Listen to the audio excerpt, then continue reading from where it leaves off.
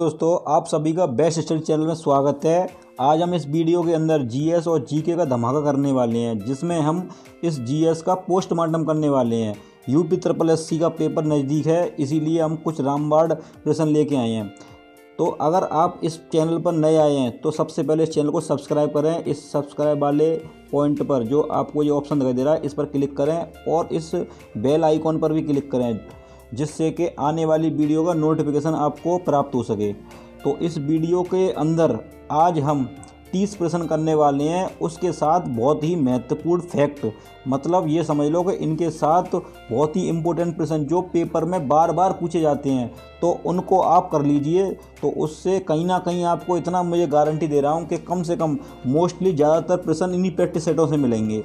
अगर आप in practice सेटों से जुड़े रहोगे तो गारंटी मैं दे रहा हूँ कि आपका पैट में स्कोर काफ़ी हद से ज़्यादा, जिसकी आपको उम्मीद भी नहीं होगी, इतने प्रश्न आपके सही हो सकते हैं। तो आप इस वीडियो में अंत तक बने रहें सभी लोग। तो अब हम अपना प्रैक्टिस सेट स्टार्ट करते हैं। तो देखो, फर्स्ट क्वेश्चन दिया गया है, सूची फर्स्ट और सूची सेकंड को सम्मिलित कीजिए, सूचियों को कूट में सही उत्तर का चयन कीजिए। तो अब आपको देखो ये हड़प्पा स्थल वाले पॉइंट दिए हैं। अगर आपने थोड़ी सी भी जीएस पढ़ी है हिस्ट्री के अंदर तो आपको ये प्रश्न तुरंत आ जाना चाहिए। जैसे कालीबंगा दिया है, तो कालीबंगा कहाँ संबंधित है? तो कालीबंगा तुम्हारा राजस्थान संबंधित, सभी लोगों को ज़्यादातर पता है। अगर किसी को नहीं पता है तो आप सबसे पहले एक नोटबुक और एक पेन लेके जरूर बैठें, क्योंकि जो मैं क्वेश्चन बोलता जाऊँ इंपॉर्टेंट उन्हें लिखते जाना। मोस्ट इंपोर्टेंट क्वेश्चन बोलूँगा जो पेपर में कहीं ना कहीं बहुत ही जगह रामबाण का काम करेंगे। अब देखो, पहला क्वेश्चन दिया है, तो इसमें देखो कालीबंगा अगर हम ध्यान देंगे तो कालीबंगा राजस्थान संबंधित है। कैसे संबंधित है? राजस्थान। और राखी गढ़ी आती है हरियाणा। इसके अलावा मांडा की बात की जाए तो मांडा आ जाएगा तुम्हारा ये जम्मू कश्मीर, मांडा हो जाएगा तुम्हारा जम्मू कश्मीर, ठीक है। और इस तरीके दोमाबाद देखें तो ये महाराष्ट्र हो जाएगा। तो इसमें अगर हम पहले का हमने लगाया तो एक आंसर में लगाया तीसरा, तो पहले का हो जाएगा तीसरा, ठीक है। दूसरा हमने लगाया तो इसका 4 हो जाएगा। और तीसरा कालीबंगा का राजस्थान, तो 1 हो जाएगा। और राखी गढ़ी की बात की जाए तो इसका हो जाएगा 2, तो इसका मतलब 3 4 1 2, 3 4 1 2, तो आंसर हो जाएगा इसका सी। सभी लोगों को पता चल गया होगा, तो इसका आंसर क्या हो जाएगा? सी। अब देखना, मैं कुछ इंपॉर्टेंट प्रश्न बताने वाला हूँ, उनको नोट करते जाना। जिस तरीके से हमने इसमें भी ये देखा था कि हरियाणा के अंदर क्या था, तो हरियाणा के अंदर था राखी गढ़ी। हरियाणा के अंदर हमने क्या पढ़ा?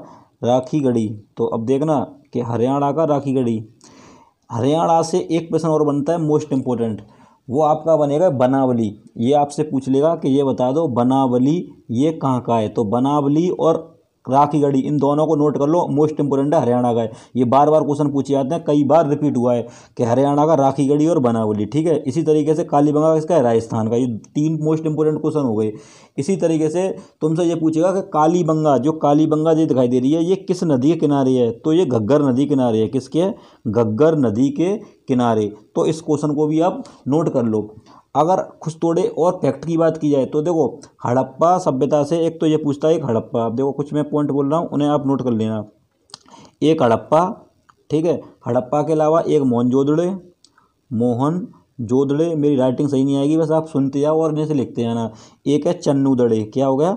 चन्नूदड़े। एक बार रिपीट कर रहा हूँ मैं दोबारा से, हड़प्पा और एक है मोहनजोदड़ो और एक है चन्नूदड़े। तो देखो, हड़प्पा पूछता है किस नदी किनारे, तो हड़प्पा है रावी नदी किनारे। किस नदी किनारे? रावी नदी। हड़प्पा रावी नदी किनारे। मोहनजोदड़ो की बात किया तो ये सिंधु नदी किनारे। किसके नदी किनारे? सिंधु नदी के। और चन्नूदड़ो की बात की जाए तो ये भी सिंधु नदी किनारे। किसके? सिंधु नदी। और ये तीनों जो स्थल हैं जो आज की डेट में ये पाकिस्तान के अंदर हैं। तो मैंने ये 3 क्वेश्चन बताए, दोबारा एक बार सुन लो कि हड़प्पा रावी नदी किनारे और मोहनजोदड़ो सिंधु नदी किनारे और चन्नूदड़ो ये भी सिंधु किनारे है। लेकिन ये तीनों किस में? ये पाकिस्तान के अंदर हैं, ठीक है। इसके अलावा और हम बात करें, एक पूछ लेता है रंगपुर, मोस्ट इंपोर्टेंट क्वेश्चन है, इसको भी आप नोट कर लेना। ये पूछता है रंगपुर ये किस राज्य के अंदर है? ये भी हड़प्पा से संबंधित था, तो ये तुम्हारा पड़ेगा पंजाब के अंदर। कहाँ पड़ेगा? पंजाब। तो इसको भी नोट कर लेना।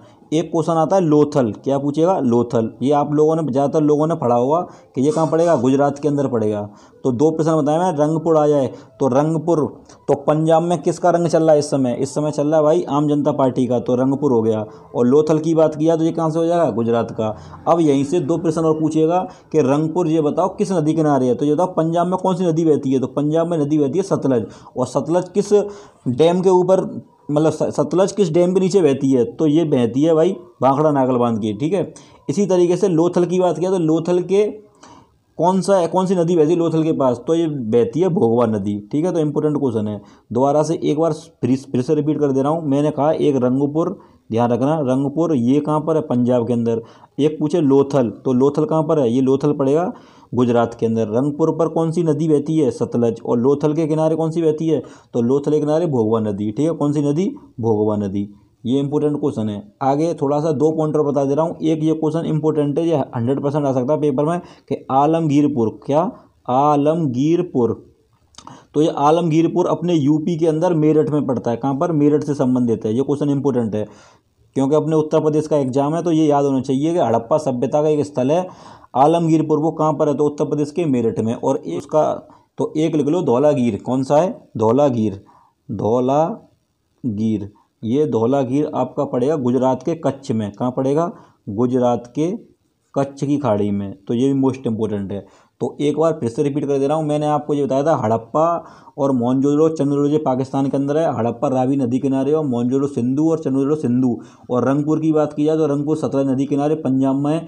और लोथल ये गुजरात के अंदर है, भोगवा नदी किनारे। और वो धौलावीरा बताया मैंने कि धौलावीर, इसे धौलावीर बोलते हैं। धौलावीरा गुजरात में कच्छ की खाड़ी के पास में। और एक अपने यूपी के अंदर कौन सा है, आलमगीर, आलमगीरपुर। और देखो आलमगीरपुर के पास में ही एक नदी बहती है, ये भी इंपॉर्टेंट है, हिंडन नदी। कौन सी नदी, हिंडन नदी। तो उत्तर प्रदेश का तो इंपॉर्टेंट क्वेश्चन है क्योंकि आलमगीरपुर अपने यूपी के अंदर मेरठ के अंदर है। ठीक है, और कौन सी नदी किनारे, हिंडन नदी किनारे। तो अब हम आगे नेक्स्ट क्वेश्चन में बढ़ते हैं। ठीक है, समझ में आ गया हुआ। नेक्स्ट क्वेश्चन देखो, सिंपल क्वेश्चन है, कोई दिक्कत की बात नहीं है इसमें।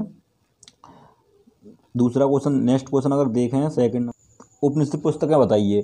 तो इसका आंसर हो जाएगा तुम्हारा दर्शन। क्या हो जाएगा, दर्शन।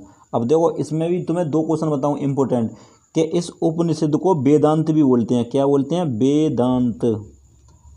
और अगर हम ये कहें कि वेदांत कॉलेज की स्थापना किसने करी, तो राजा मोहन राय। मैं पिछली वीडियो में बता चुका हूँ।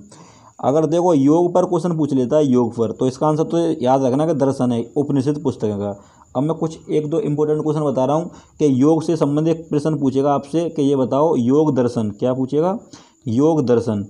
तो ये आप लोगों ने शायद पढ़ा होगा किसी ने, योग दर्शन के प्रवर्तक कौन है। तो योग दर्शन के प्रवर्तक कौन है, पतंजलि। कौन है, पतंजलि। मोस्ट इंपोर्टेंट क्वेश्चन है, इसको नोट कर लेना। योग दर्शन के प्रवर्तक कौन है, पतंजलि। दूसरा एक पूछता है सांख्य दर्शन के प्रवर्तक, सांख्य दर्शन, सांख्य दर्शन। तो सांख्य दर्शन के आंसर आ जाएगा तुम्हारा कपिल, सांख्य दर्शन। ठीक है, क्या बताया मैंने, सांख्य दर्शन। तो इसका आंसर क्या हो जाएगा, कपिल। ये भी मोस्ट इंपोर्टेंट है। तो एक मैंने बताया योग दर्शन, उसका पतंजलि, और सांख्य दर्शन का कपिल। एक तीसरा और नोट कर लो, न्याय दर्शन। ये भी पेपर में आ जाता है, इंपॉर्टेंट क्वेश्चन है, न्याय दर्शन, न्याय दर्शन। ये भी आपने सुना होगा कहीं ना कहीं। तो न्याय दर्शन का पूछे तो कौन है, उनके गौतम है। तो मैंने 3 प्रश्न बता दिए मोस्ट इंपोर्टेंट, योग दर्शन का पतंजलि, सांख्य दर्शन का कपिल, और न्याय दर्शन का गौतम। ठीक है, और उपनिषद को क्या बोलते हैं, इसको उपनिषद को वेदांती बोलते हैं। तो इसका आंसर क्या हो जाएगा, आंसर इसका डी है, उपनिषद का। आगे नेक्स्ट क्वेश्चन में बढ़ते हैं, तीसरे पर। चोलों की राजधानी थी। तो देखो ये भी इंपॉर्टेंट क्वेश्चन है, ये कई बार क्वेश्चन पूछा गया, चोलों की राजधानी। तो चोलों की राजधानी होगी तंजौर। कहाँ होगी, तंजौर। और तंजौर पड़ता है तमिलनाडु में। कहाँ पड़ता है, तमिलनाडु। ये भी क्वेश्चन इंपॉर्टेंट है। इसके अलावा देखो एक क्वेश्चन और बताऊं, ये जो चोलों की राजधानी है तंजौर तो रही है, इसके अलावा एक जगह और रही है गंगेकोंड की, गंगेकोंड चोलपुरम बोलते हैं उसे। ठीक है, इसके अलावा कुछ इंपॉर्टेंट 2 फैक्ट और बता रहा हूँ तुम्हें आपको। ये गंगईकोंड एक उपाधि है, गंगईकोंड। ये पूछता है ये किसने धारण की थी, तो क्या उपाधि है, गंगईकोंड। ये भी इंपॉर्टेंट क्वेश्चन है, ध्यान रखना पेपर की दृष्टि से। तो गंगईकोंड की उपाधि किसने धारण की थी, तो इसका आंसर हो जाएगा राजेंद्र प्रथम। राजेंद्र, क्या हो जाएगा, राजेंद्र प्रथम। ये दक्षिण भारत का काफ़ी शक्तिशाली अगर राजा था। ठीक है, शासक समझ लो इसको। दूसरा क्वेश्चन एक ये पूछ सकता है, श्रीलंका पर विजय प्राप्त करने वाला पहला राजा कौन था, तो वो भी यही है। ठीक है, किस पर, श्रीलंका पर राज्य करने वाला, श्रीलंका पर विजय प्राप्त करने वाला। ठीक है, श्रीलंका पर विजय प्राप्त करने वाला पहला राजा कौन था, तो राजेंद्र प्रथम। तो इन दोनों का क्वेश्चन यही है। एक बार फिर से सुन लो दोबारा से, मैंने क्या कहा, मैंने कहा गंगईकोंड की उपाधि धारण करने वाला कौन सा राजा था, या प्रश्न आ जाए श्रीलंका पर विजय प्राप्त करने वाला चोल वंश पहला राजा कौन था, तो आंसर क्या आएगा, राजेंद्र प्रथम। तो आंसर क्या आएगा, राजेंद्र प्रथम। ये ध्यान रखना, राजेंद्र प्रथम। पढ़ा होगा ज़्यादातर लोगों ने, नहीं पढ़ा हो तो आप नोट कर लेने से। एक क्वेश्चन कभी बार ये पूछ ला गंगा विजेता की उपाधि, बात वही है, चाहे गंगा विजेता बोल ले या गंगा की कुंड की उपाधि धारण, तो आंसर ये आएगा राजेंद्र प्रथम। ठीक है, आगे बढ़ते हैं हम नेक्स्ट क्वेश्चन पर। नेक्स्ट दिया है निम्नलिखित में से कौन सा सुमेलित नहीं है, तो इसमें से 3 तो सही है और एक गलत है, कौन सा है वो बता दो मुझे, कौन सा गलत है। तो अगर हम इसके अंदर देखें तो दीवाने मुस्तखराज अलाउद्दीन खिलजी, तो ये तो भाई आंसर सही है इसका। ठीक है, दूसरा इसकी बात की जाए, दूसरा दिया दीवाने अमीर कोई, ये भी सही है, मोहम्मद बिन तुगलक। अब देखो एक क्वेश्चन आता है कि मोहम्मद बिन तुगलक के समय में कौन सा विदेशी यात्री आया था, तो उसका नाम है इब्न बतूता। ठीक है, इसको भी याद रखना कि मोहम्मद बिन तुगलक के समय में कौन आया, इब्न बतूता भारत आया, और उसने एक रचना रची थी, उसका नाम है रेहला। क्या, रेहला। ये भी इंपॉर्टेंट क्वेश्चन है। इसी तरीके से तीसरा हम देखें दीवाने खैरात, तो दीवाने खैरात ये भी आंसर सही है इसका, फिरोज तुगलक है। लेकिन दीवाने रियासत ये गलत है, इसका आंसर गलत है, दीवाने रियासत ये गलत है, क्योंकि इसका बलवन नहीं होगा आंसर, इसका होगा ये अलाउद्दीन खिलजी, इसी ने ये स्टार्ट कराई दीवाने रियासत, तो इसका आंसर क्या हो जाएगा, डी। अब देखो इसके अलावा कुछ और प्रश्न बता दे रहा हूँ तुम्हें इंपॉर्टेंट। एक प्रश्न ये पूछता है, ये अलाउद्दीन खिलजी है ना, इससे कई क्वेश्चन पूछ लेता है इंपॉर्टेंट, तो इनको भी थोड़ा सा ध्यान रखें। अलाउद्दीन खिलजी, तो अलाउद्दीन खिलजी की बात की जाए तो देखो इसने 2 प्रणाली शुरुआत की थी, एक सार्वजनिक वितरण प्रणाली, कौन सी, सार्वजनिक वितरण प्रणाली। ठीक है, सार्वजनिक वितरण प्रणाली, और दूसरी स्टार्ट की थी मूल्य नियंत्रण प्रणाली। दूसरी कौन सी स्टार्ट की इसने, मूल्य नियंत्रण प्रणाली, तो मूल्य नियंत्रण प्रणाली। ठीक है, राइटिंग सही नहीं आएगी, बस आप सुन क्वेश्चनों को, इंपॉर्टेंट है कि मूल्य नियंत्रण प्रणाली। इसके अलावा देखो अगर हम इसकी बात की जाए बलवन की, ये बलवन है ना, बलवन, यहाँ से एक क्वेश्चन आता है कि लौह रक्त की नीति किसने अपनाई, तो इसी ने अपनाई थी, ये भी क्वेश्चन इंपॉर्टेंट है, इसे भी याद रखना। लौह रक्त की नीति किसने अपनाई थी, बलवन ने। ठीक है, तो आपके समझ में आ गया होगा। और एक क्वेश्चन की बात की जाए, खिलजी दिखाई दे रहा है, तो कभी कभार यही पूछ लेता है कि ये बताओ खिलजी वंश की स्थापना किसने करी, किसकी पूछेगा, खिलजी वंश की। ये खिलजी वंश की स्थापना, तो इस खिलजी वंश की स्थापना करी थी जलाल उद्दीन फिरोज खिलजी ने। ठीक है, किसने करी थी, जलाल उद्दीन फिरोज खिलजी, तो इसे याद रखना। और इसकी हत्या इसने कर दी थी जलालुद्दीन खिलजी ने। ये इसकी मूवी आई थी, वो पिक्चर आई है, उसमें पद्मावती मूवी के अंदर ये दिखाया गया है पूरा। ठीक है, तो आप देख सकते हो। तो अलाउद्दीन खिलजी ने किसकी हत्या कर दी थी, जलालुद्दीन खिलजी की, तो इसी ने इसकी स्थापना करी थी खिलजी वंश की। आगे हम बढ़ते हैं नेक्स्ट क्वेश्चन इसमें। तो हम नेक्स्ट क्वेश्चन देखते हैं 5वां, क्या बोल रहा है इसमें 5th में। ये कहना चाह रहा है निम्न यूरोपीय शक्तियों ने भारतीय व्यापार में समय समय प्रवेश किया, तो इसमें जो पूछना चाह रहा है क्रम बताओ, सबसे पहले कौन आया था भारत में। तो सब लोगों को पता है कि पुर्तगाली पहला आया था, वास्को डी गामा, सभी ने पता होगा 1498 के अंदर आया था। सबसे पहले कौन आया था, पुर्तगाली। तो पहले 4 आना है, इतनी पता है। तो देखो 4 ना तो इसके अंदर है ना इसके अंदर है, इन दोनों में से आंसर होगा। अब बताओ इसके अंदर भी क्या दिया है, तो इसको तो आंसर को 1 सेकंड में बना सकते हो, क्योंकि 4 पहले केवल बी में ही दिया है। तो आंसर क्या होना चाहिए इसका, तो आंसर इसका बी होगा, क्योंकि पहले 4 आया, फिर 2 डच आए थे, फिर उसके बाद तुम्हारे ये अंग्रेज आए थे, उसके बाद फ्रांसी।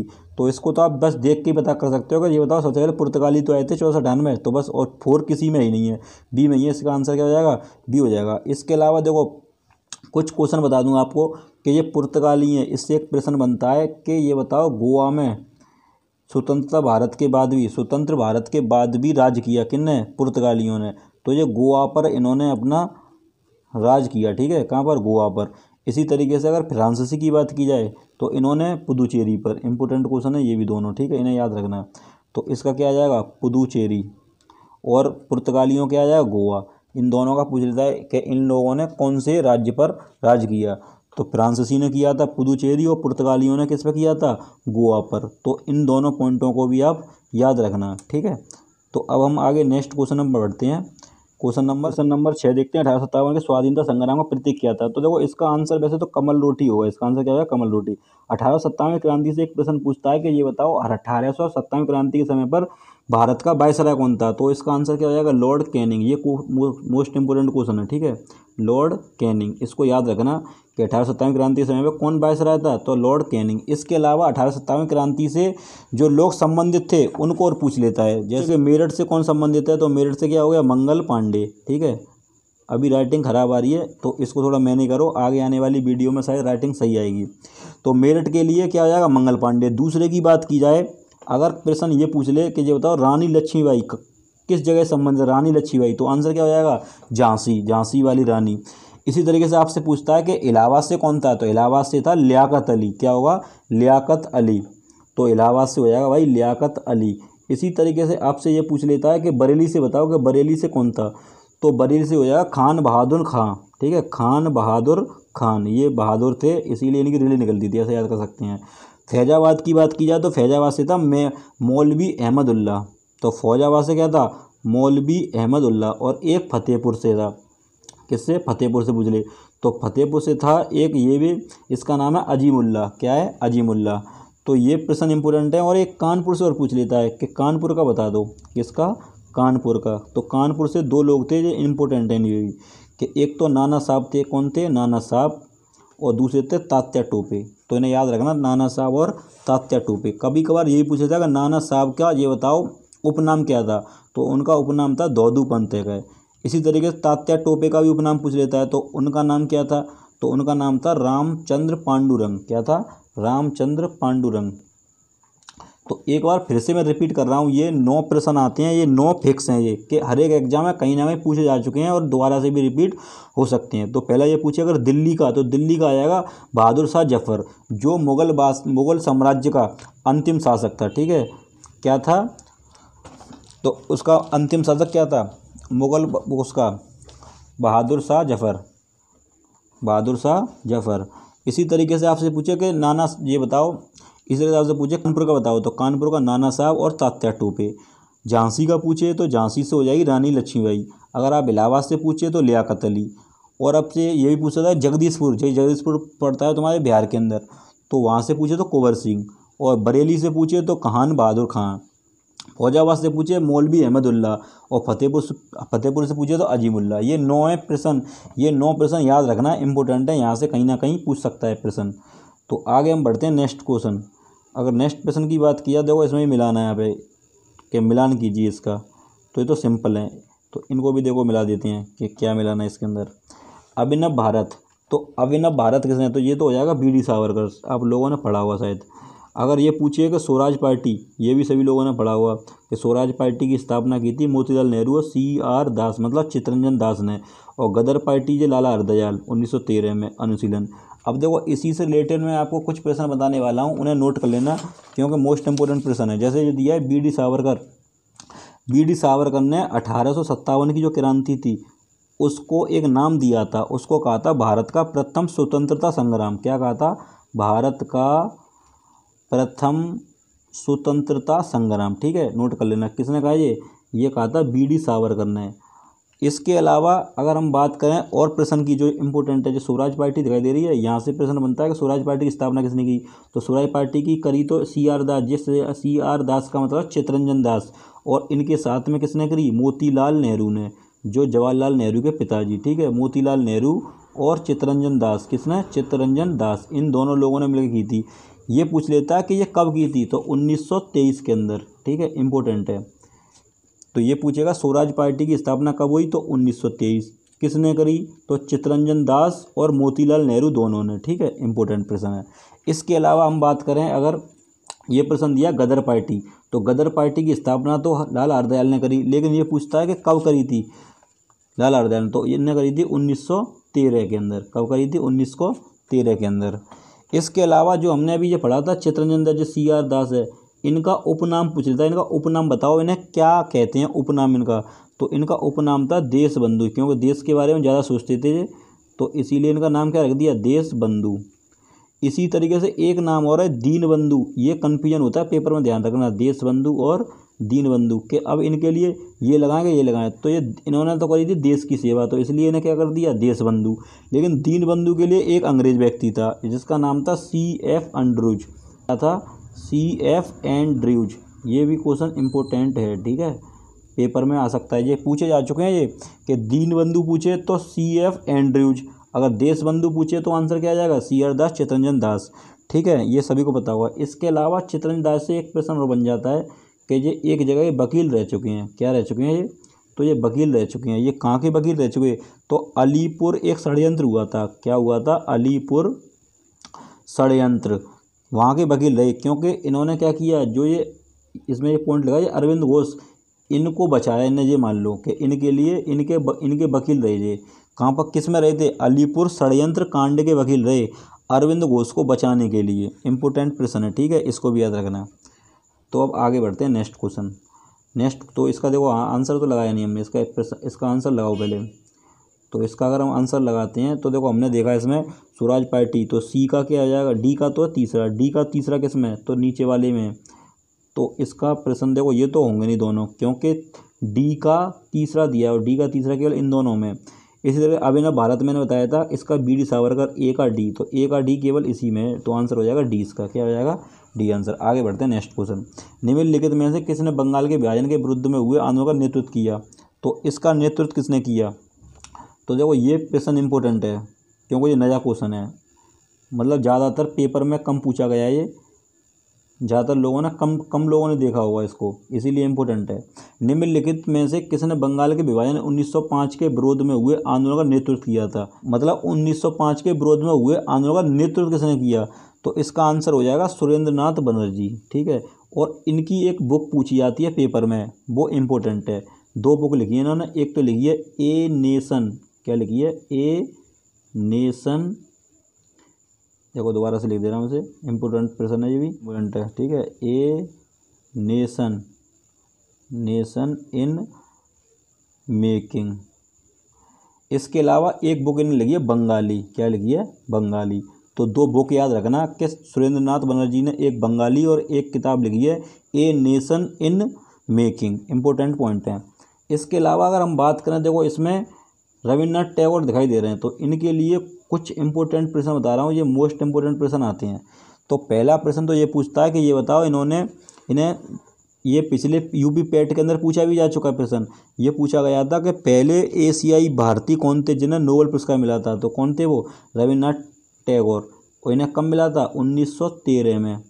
किसकी रचना के लिए, तो गीतांजलि के लिए, किसके लिए, गीतांजलि के लिए। तो दो प्रश्न तो ये हो गए, कब मिला, 1913 में, गीतांजलि।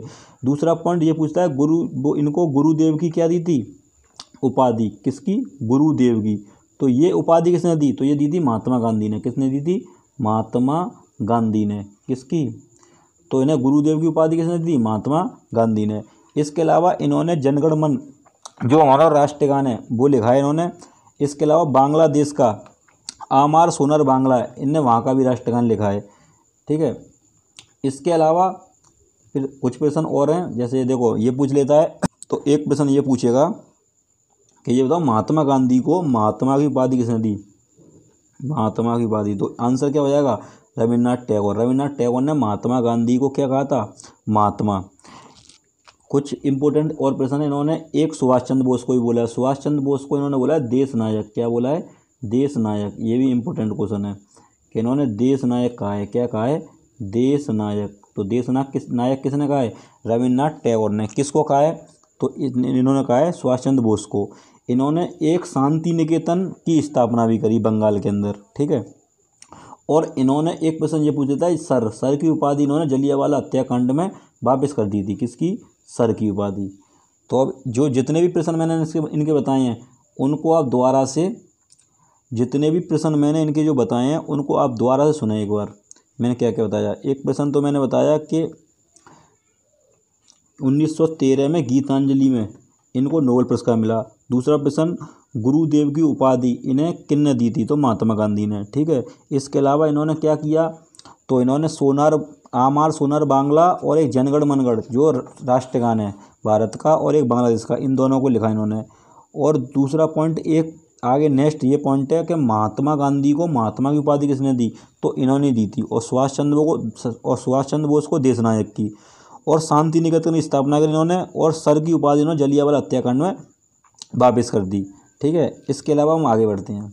नेक्स्ट प्रश्न दिया है हमारा, अखिल भारतीय हरिजन संघ की स्थापना किसने करी। तो देखो ये हरिजन शब्द आ जाएगा, तो 100% इसका आंसर क्या हो जाएगा, महात्मा गांधी। तो इसका क्या हो जाएगा, महात्मा गांधी। महात्मा गांधी से देखो कुछ प्रश्न बताऊं। पहला ये पूछ लेता है कि ये पहली बार राष्ट्रीय कांग्रेस के अध्यक्ष कब रहे, तो 1924 में बेलगांव के। और बेलगांव कहाँ पर पड़ता है, ये कर्नाटक में पड़ता है, ध्यान रखना इंपॉर्टेंट है। दूसरा क्वेश्चन ये पूछेगा, अभी पिछले पैट में ये भी पूछा गया था कि करो मरो का नारा किसने दिया, तो महात्मा गांधी ने। कब दिया था? 1942 में।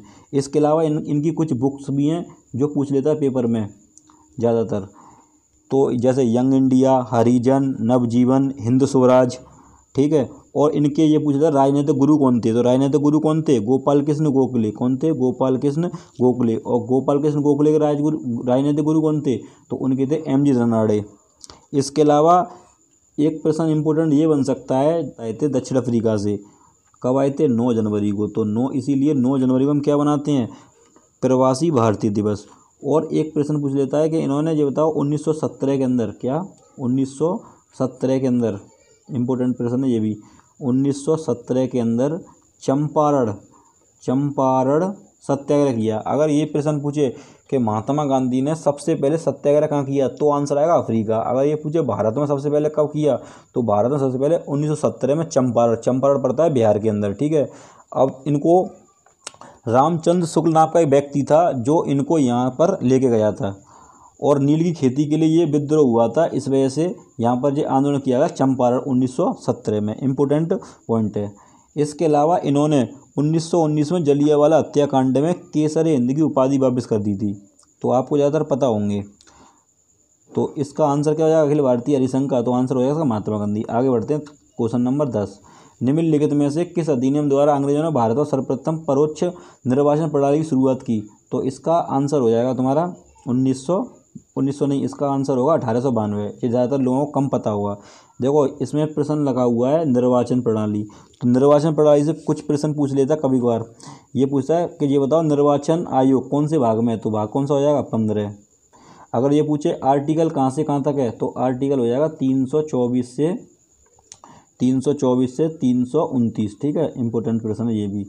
अगर अनुच्छेद पूछे, अगर ये पूछे कि ना कार्यकाल कितने वर्ष का होता है, तो 6 वर्ष या फिर 65 साल की उम्र, 6 वर्ष या 65 वर्ष तक इन्हें रिटायर कर दिया जाता है, ठीक है। वैसे 6 वर्ष का कार्यकाल होता है।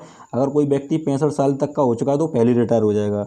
इसके अलावा कभी कभार ये पूछ लेता है कि ये बता दो हमें, ये मतदाता दिवस कब मनाया जाता है, तो 25 जनवरी। तो इसी 25 जनवरी के चक्कर में ये क्यों मनाया जाता है कि 25 जनवरी 1950 को निर्वाचन आयोग की स्थापना की गई। इंपॉर्टेंट प्रश्न है ये भी। इस समय मुख्य निर्वाचन आयुक्त कौन है, तो आंसर हो जाएगा राजीव कुमार। तो मुख्य निर्वाचन आयोग कौन है इस समय, तो राजीव कुमार, ठीक है। कौन है? राजीव कुमार। तो इसका आंसर 1892। आगे बढ़ते हैं, नेक्स्ट प्रश्न। ये दिया संसार का सबसे बड़ा द्वीप, तो संसार का सबसे बड़ा द्वीप जो ज़्यादातर लोगों को पता ही होगा, तो इसका आंसर हो जाएगा ग्रीनलैंड। क्या हो जाएगा? ग्रीनलैंड। तो अब आगे बढ़ते, ये ग्रीनलैंड कभी बार पूछ लेता है कि ग्रीनलैंड डेनमार्क राजशाही के अधीन एक स्वायत्त घटक देश है। ये क्या है? डेनमार्क राजशाही के अधीन एक स्वायत्त घटक देश है। आगे बढ़ते हैं, नेक्स्ट क्वेश्चन। इसके अलावा एक प्रश्न भी कर सकते हैं आप, एक इम्पोर्टेंट है जो पेपर में ज़्यादातर पूछा जा रहा है इस समय।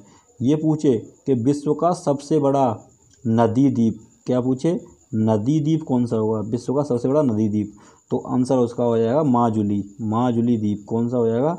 माजुली द्वीप। और ये कहाँ पर है? ये पड़ता है तुम्हारे असम के अंदर। कहाँ पड़ेगा? असम के अंदर।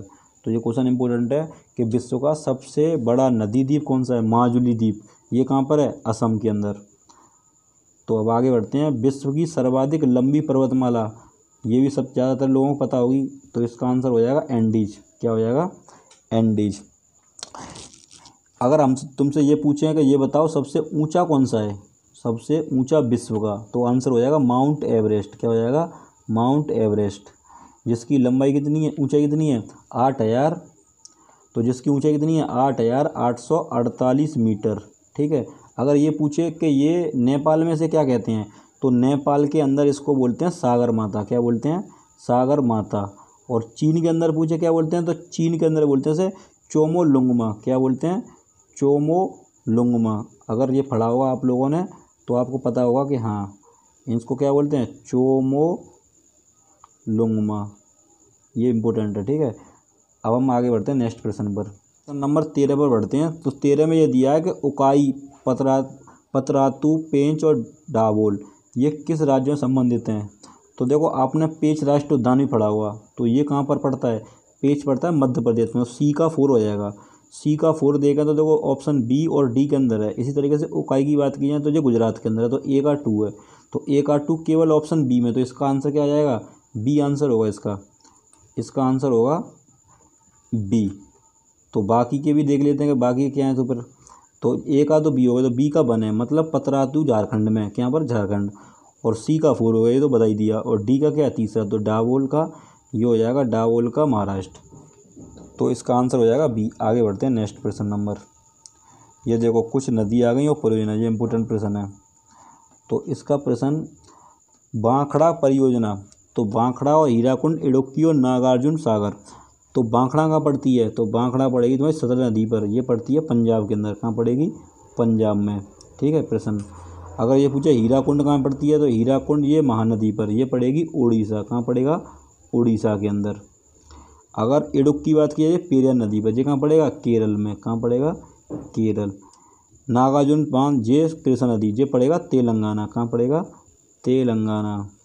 तो देखो बांखड़ा सतलज हो गया पंजाब से, हीराकुंड महानदी उड़ीसा, इडुक्की जो पेरियार केरल के अंदर, और नागार्जुन कृष्णा ये तेलंगाना। इसके अलावा कुछ परियोजना और बता रहा हूँ, उन्हें सुन लो बस, आप केवल सुन लो उन्हें, जिससे कि आपके दिमाग में बैठ सके कि कुछ परियोजना इंपॉर्टेंट हैं, जिससे कि एक आध प्रश्न और तुम्हारा बढ़ जाए। जैसे कभी बार पूछ लेता है कि तुंगभद्रा, तो कभी कभार आपसे ये पूछ लेता है कि ये बताओ तुंगभद्रा कौन सी, तुंगभद्रा परियोजना ये किस नदी पर है, तो ये नदी भी तुंगभद्रा है, लेकिन कहाँ पर है, ये तेलंगाना के अंदर ही है। एक पूछा था काकड़ा पारा, कौन सी, काकड़ा पारा, तो ये पड़ेगी ताप्ती नदी पर, ये गुजरात में। एक काकड़ा पारा और इकाई ये दोनों ताप्ती नदी पर है, दोनों गुजरात के अंदर हैं। और एक अपने उत्तर प्रदेश की पता होनी चाहिए, रेहंद परियोजना, और रेहंद नदी पर है, ये यूपी के अंदर। एक पूछा था जायकवाड़ी परियोजना, इंपॉर्टेंट है, जायकवाड़ी कहाँ पड़ेगी, गोदावरी नदी पर, महाराष्ट्र के अंदर, तो कहाँ पड़ेगी जायकवाड़ी, पूछे तो जायकवाड़ी ये पड़ेगी गोदावरी नदी पर, महाराष्ट्र में। एक तिलैया परियोजना ये बराकर नदी पर, झारखंड के अंदर, ठीक है। जो कुछ इंपॉर्टेंट थी तो आपने सुन रखी होंगी, अगर आपने पढ़ी होंगी पहले तो आपको समझ में आया होगा। आगे नेक्स्ट क्वेश्चन देखते हैं, क्वेश्चन नंबर 5, तो आगे नेक्स्ट क्वेश्चन बढ़ते हैं, क्वेश्चन नंबर 15। सूची फर्स्ट को सूची सेकंड के साथ सम्मिलित कीजिए और नीचे दिए कूट में सही उत्तर। तो इनका आपको मिलान करना है, कौन सा किससे है। तो देखो ये सब दर्रे हैं, तो शिव किला, तो शिव किला की बात की जाए तो शिव किला पड़ेगा तुम्हारा हिमाचल प्रदेश। इसकी ट्रिक भी है हिमाचल प्रदेश की, कि शराब, एक ट्रिक है शराब से हो जाएगा, सा से शिव किला दर्रा, रा से रोहतांग दर्रा, बा से बड़ा लाचा। तो हिमाचल प्रदेश के अंदर 3 दर्रे, कौन कौन सा, एक शिव किला दर्रा, एक रोहतांग दर्रा, एक बड़ा लाचा। इसी तरीके से उत्तराखंड की बात की जाए तो इसकी ट्रिक है मालिनी, क्या है, मालिनी, माँ से माना दर्रा, लिपुलेख दर्रा और नीति दर्रा। तो उत्तराखंड से यहाँ हमें दिखाई दे रहा है, इसमें कुछ दिखाई दे रहा। सिक्किम के अंदर एक ट्रिक है नाज, कौन सी ट्रिक है, नाज, तो नाज से हो गया नाथुला दर्रा, तो ना से हो गया नाथुला दर्रा और जयलिप्सला दर्रा। तो देखो सिक्किम का तुम्हें दिया है, तो सिक्किम का बी हो जाएगा, तो बी का तो सी हो जाएगा, और डी का हो जाएगा तुम्हारा, डी का आंसर हो जाएगा बी। तो देखो डी का बी में और डी के अंदर है। और इसके अंदर देखें कि जो बी है जयलिप्सला दर्रा, जी किस में बताया था मैंने, तो जे है तुम्हारे नाज, तो मतलब तीसरे का, तो बी का तीसरा इन दोनों के अंदर है। और हमने देखा था शिव किला वो हिमाचल प्रदेश, वो बी में। तो इसका आंसर होना चाहिए बी आंसर हो जाएगा। क्या हो जाएगा इसका आंसर, बी होगा इसका। तो इसका आंसर बी, क्योंकि देखो पहले का बुमला दर्रा हो जाएगा, पहले का पहला अरुणाचल प्रदेश में। और जयलिप्सला दर्रा कहाँ पर है, जयलिप्सला दर्रा पड़ेगा तुम्हारा, ये जयलिप्सला पड़ेगा सिक्किम के अंदर, और मुलिंग पड़ेगा उत्तराखंड के अंदर। तो सी का चौथा और डी का दूसरा हो गया हिमाचल प्रदेश। आगे बढ़ते हैं नेक्स्ट क्वेश्चन नंबर 16। 1991 के नई आर्थिक अपनाई मुख्य नीति, तो इसका देखो आंसर हो जाएगा, वैसे ये होगा, ये सभी होंगे इसका मिक्स। एक प्रश्न ये पूछता है कि इस समय पर जब ये आर्थिक नीति अपनाई ना, तो उस समय किसकी सरकार थी, पीएम कौन था। तो प्रधानमंत्री पूछे तो नरसिंह राव। और अगर ये पूछे उस समय वित्त मंत्री कौन था, ये पेपर में क्वेश्चन पूछा जा चुका पैट के अंदर, तो उस समय थे मनमोहन सिंह, ठीक है। वित्त मंत्री कौन थे, मनमोहन सिंह, और पीएम कौन थे, नरसिंह राव। आगे बढ़ते हैं, ऑपरेशन फ्लड ये दूध से संबंधित है, ठीक है। ये 1970 के अंदर आया, स्टार्ट किया था। तो दूध से संबंधित कब स्टार्ट किया था? 1970 में। अगर ये पूछे कि ये बताओ दूध से कौन संबंध क्रांति है, दूध क्रांति, उसके जनक कौन है? तो वर्गीज कुरियन। क्या हो जाएगा? वर्गीज कुरियन। सुना होगा सभी लोगों ने। आगे बढ़ते हैं। भिलाई स्टील संयंत्र, ये इंपॉर्टेंट प्रश्न है। तो भिलाई ये पड़ता है तुम्हारा छत्तीसगढ़ के अंदर। कहाँ पड़ेगा? छत्तीसगढ़ के अंदर। ये भी क्वेश्चन इंपॉर्टेंट है, छत्तीसगढ़ के अंदर। ये दूसरी पंचवर्षीय योजना के अंदर शुरू किए गए थे। एक भिलाई शुरू किया गया था, एक राउरकेला और एक दुर्गापुर। तो आपसे ये पूछे कि भिलाई जो था किस राज्य में? तो छत्तीसगढ़ में। किसके सहयोग से लगाया गया है? सोवियत संघ के सहयोग से। एक दुर्गापुर और लगाया गया था, इसी में 3 लगवाए गए थे, एक भिलाई, दुर्गापुर, राउरकेला। दुर्गापुर पूछे कहाँ पर है? पश्चिम बंगाल में। ये यूनाइटेड किंगडम के सहयोग से लगाया गया, ब्रिटेन के सहयोग से। और एक राउरकेला पूछे तो ये उड़ीसा के अंदर है, जो जर्मनी के सहयोग से लगाया गया था। ठीक है, तो इसको याद रखना है। तो इसका आंसर अब ये पूछ रहा है कि भिलाई स्टील संयंत्र एक उपक्रम है, तो ये एक सरकारी है। सरकारी को हम क्या बोलते हैं? जो सरकारी संस्था होती है उसे बोलते हैं सार्वजनिक। तो इसका आंसर हो जाएगा ए। तो इसका आंसर क्या होगा? ए लगा दो इसका आंसर। ठीक है, आगे बढ़ते हैं। मेक इन इंडिया कार्यक्रम का लोगो, या आपने देखा होगा नेट वगैरह पे, कभी भी जब साइट खोलते हैं तो उस पर आता है। तो उसमें किसका फ़ोटो दिखाई देता है? कभी देखा है आपने? शेर का दिखाई देता है। उसमें किसका दिखाई देता है? शेर का। अब अगर ये पूछे कि मेक इन इंडिया कार्यक्रम कब शुरू किया गया था? तो 25 सितंबर 2014। और 2014 के अंदर 2 और याद रखना। एक तो मैं जनधन योजना, जो प्रधानमंत्री जनधन योजना है ना, ये स्टार्ट हुई थी 28 अगस्त 2014 को। कब हुई थी? 28 अगस्त 2014 को। और एक स्टार्ट हुआ था डिजिटल इंडिया कार्यक्रम। कौन सा? Digital India. वो स्टार्ट हुआ था 21 अगस्त को। क्या हुआ था? 21 अगस्त। तो 3 प्रश्न बताएं, एक बार दोबारा सुन लो। मैंने पहले प्रश्न बताया कि मेक इन इंडिया कब शुरू हुआ? तो 25 सितंबर 2014। अगर ये पूछे जनधन योजना, प्रधानमंत्री जनधन योजना कब शुरू हुई? तो 28 अगस्त 2014। अगर ये पूछे कि डिजिटल इंडिया कब शुरू हुआ? तो 21 अगस्त 2014। ठीक है, आगे बढ़ते हैं। प्रश्न नंबर, आविद समिति का संबंध किससे है?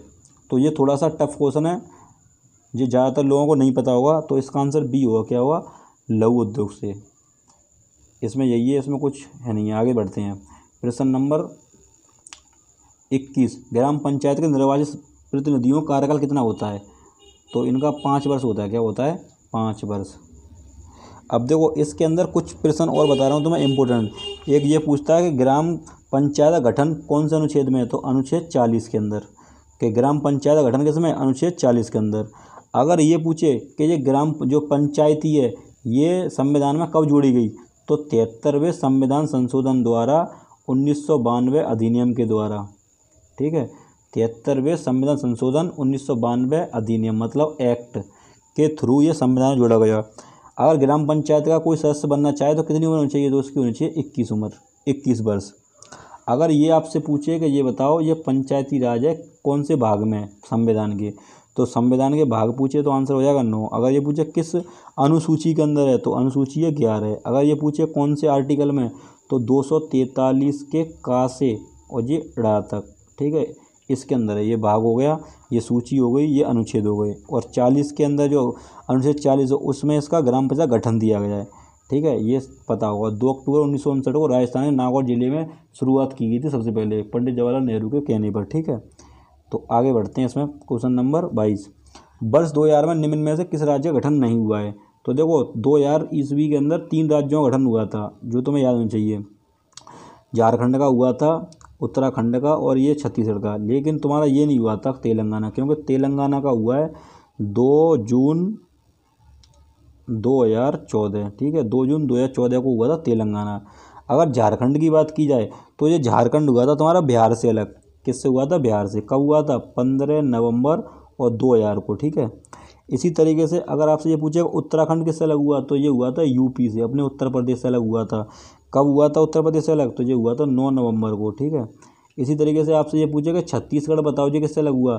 तो छत्तीसगढ़ हुआ था एमपी से। किससे हुआ? एमपी से। कब हुआ? 1 नवंबर को। तो दोबारा से फिर सुनो दोबारा से। अगर ये पूछे तेलंगाना का कब गठन हुआ? तो 2 जून 2014 को। किस राज्य से? आंध्र प्रदेश से। किससे हुआ? आंध्र प्रदेश से। अगर झारखंड पूछे किससे अलग हुआ?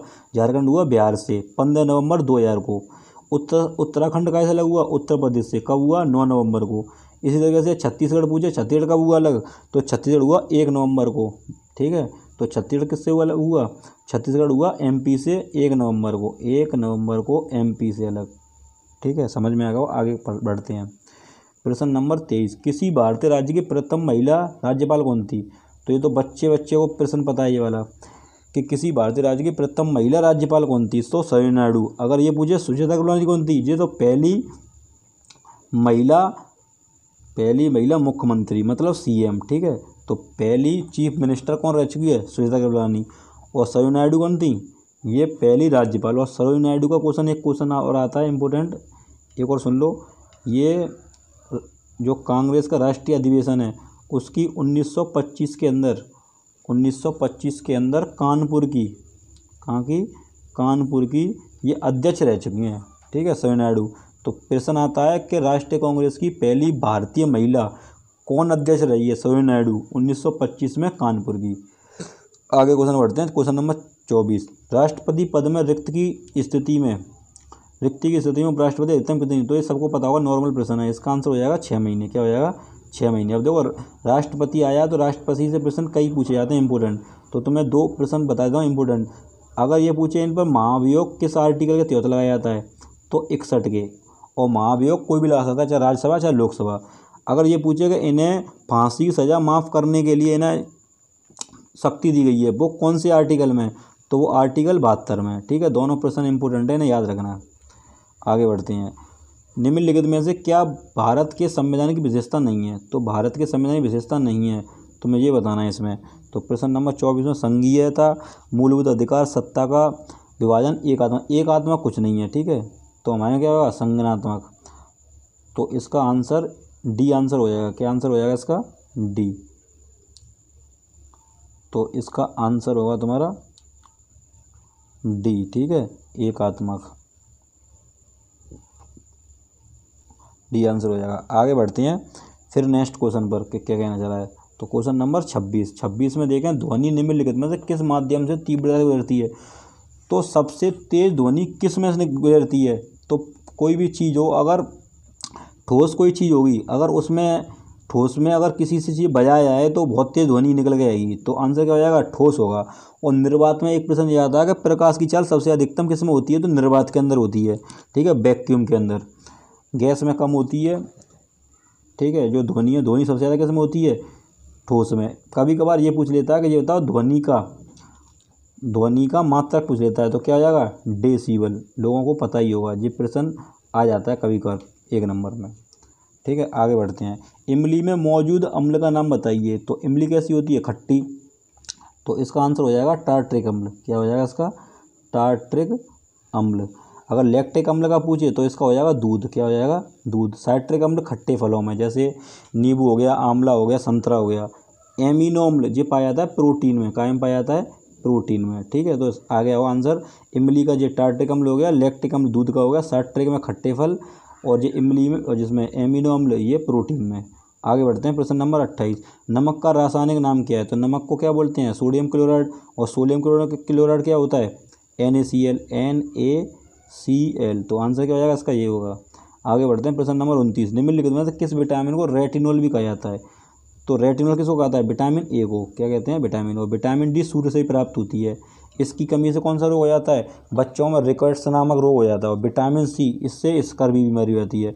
और विटामिन के, ये हमारे रक्त को रोकने के लिए काम आती है। अगर ये किसी में कमी हो गई तो उसका ब्लड नहीं रोकेगा। ठीक है, तो विटामिन के हो गया। आगे क्वेश्चन नंबर दिया 30, लौंग किससे प्राप्त होती है? तो ये होती है फूल की कलियों से। कैसे होती है? फूल की कलियों से। तो ये हमारे 30 प्रश्न समाप्त होते हैं यहाँ पर। तो अब ध्यान दें सभी लोग थोड़ा सा, इस वीडियो में राइटिंग जो मैंने लिखी है वो थोड़ी सही से नहीं लिखी हुई है और मैंने प्रश्न लिख नहीं पाए हैं। लेकिन आने वाले समय में कुछ दिनों में मैं राइटिंग को इस तरीके से मैं नहीं करने वाला हूँ कि इसमें अच्छे से लिखा जाएगा। तो मैं प्रत्येक प्रश्न को आगे आने वाली वीडियो में लिख के बताया करूँगा, जिससे आप स्क्रीनशॉट ले सको। तो अगर आपको ये वीडियो अगर अच्छी लगी हो और अगर आप भी इस तरीके से और वीडियो देखना चाहते हैं तो आप कमेंट भी कर सकते हैं और इस वीडियो को लाइक करें। और सभी लोगों से रिक्वेस्ट है कि इस चैनल को थोड़ा शेयर करें। और सभी, अगर अभी तक आपने सब्सक्राइब नहीं किया है तो इस चैनल को सब्सक्राइब करें। तो आगे हम नेक्स्ट वीडियो में मिलते हैं। अभी के लिए धन्यवाद।